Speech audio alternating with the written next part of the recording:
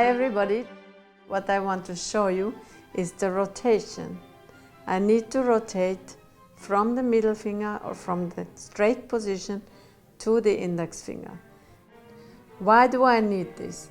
Because the bow is at the frog heavy and at the tip light. So if I want to have the same sound until the tip of the bow and backwards, then I need to bring the weight to this index finger to have the same sound quality.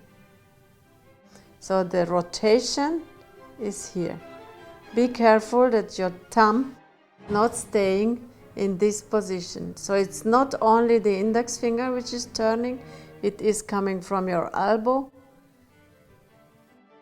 Be careful that your thumb is always moving with you in this position.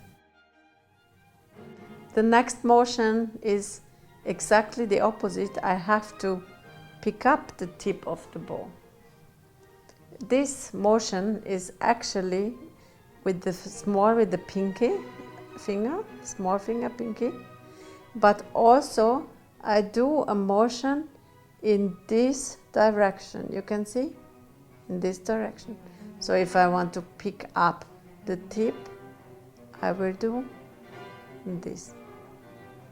So the motion before is the rotation, and the motion now to pick up the tip. The next motion is very important if you want to change your sound quality. We all know that the sound quality at the bridge is more hard, more loud, and at the fingerboard is more soft, like this. So if I want to move in one bow on one note, if I want to move from the bridge to the fingerboard, then I need this motion. And this motion is between index finger and pinky. So you can see I send away my tip and I take back my tip. I stretch my index finger and now I take the index finger into me and I stretch the small finger.